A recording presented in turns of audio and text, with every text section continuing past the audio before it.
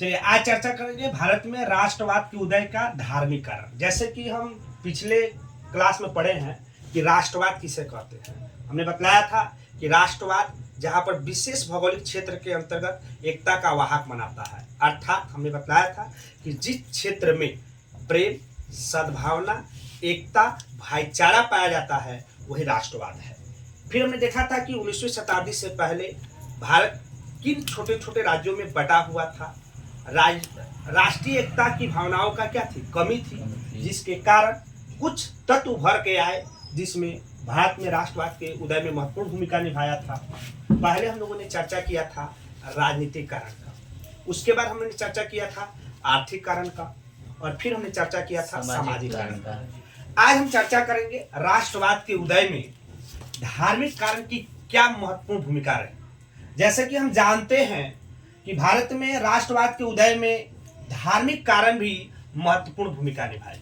आप पढ़ेंगे 19वीं शताब्दी से पहले भारत में अनेक प्रकार की कुप्रथाएं समाज में मौजूद थी। जैसे कि 19वीं शताब्दी में अनेक महापुरुषों का उदय हुआ जिन्होंने सामाजिक और धार्मिक कारणों के लिए एक आंदोलन किया ताकि समाज में जो कुप्रथाएं हैं, समाज में और धर्म में जो कुप्रथाएं जुड़ी हुई है उसको पूर्ण रूप से क्या करना, समाप्त करना। उसी में से महापुरुषों में पहला नाम आता है राजा राम मोहन राय के बारे में। बहुत इंपॉर्टेंट है, बार बार पूछा गया, ऑब्जेक्टिव है कि सती प्रथा का अंत भारत में किसने करवाया, तो राजा राम मोहन राय ने। किसने करवाया? राजा राम मोहन राय ने। 4 दिसंबर 1829 ईस्वी में लॉर्ड विलियम बेंटिंक से मिलकर यह सती प्रथा पर पूर्ण रूप से क्या किया गया, कानून बनाकर इसको खत्म कर दिया गया। उसके बाद आता है नाम रामकृष्ण परमहंस का। यह शिक्षा पर विशेष जोर देते थे। उनका मानना था कि समाज को संगठित करने के लिए शिक्षा का होना परम आवश्यक है। आप पढ़ेंगे देवेंद्रनाथ ठाकुर के बारे में, आप पढ़ेंगे ईश्वर चंद्र विद्यासागर के बारे में। यह सबसे महत्वपूर्ण समाज सुधारकों के रूप में माने जाते हैं। उसके बाद आप पढ़ेंगे स्वामी दयानंद सरस्वती जी के बारे में, जो धर्म के प्रति, जो मूर्ति पूजा के प्रति समाज में उस समय अंधविश्वास फैला हुआ था, उसको दूर करने का प्रयास किया और आगे चलकर इन्होंने आर्य समाज की स्थापना भी की। स्वामी विवेकानंद के बारे में पढ़ेंगे। आपको पता होगा कि 1893 ईस्वी में अमेरिका के शिकागो धर्म सम्मेलन में भाग लिए हुए थे और वहां पर अपने सनातन धर्म के प्रति इनकी जिम्मेवारी मिली हुई थी कि सनातन धर्म का क्या करे, प्रचार करे।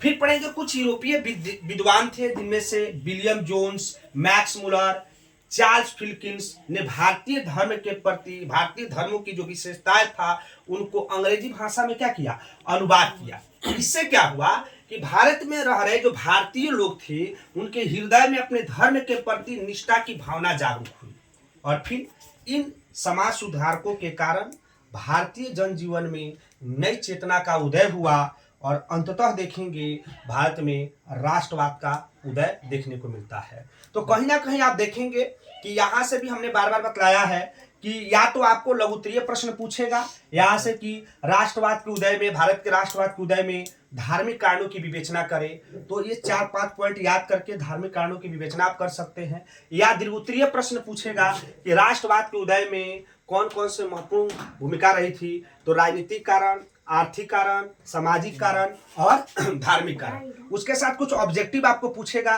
कि सती प्रथा का अंत किसने किया। फिर आपसे पूछेगा कि शिकागो के धर्म सम्मेलन में कौन से समाज सुधारक भाग लिए थे, प्रमुख समाज सुधारक का नाम बताएंगे, या स्वामी राजा राम मोहन राय ने किसके साथ मिलकर सती प्रथा पर कानून बनाया। ये सारे प्रश्नों का उत्तर आप यहाँ से दे सकते हैं। आगे पढ़ेंगे राष्ट्रवाद के उदय में कुछ महत्वपूर्ण कारण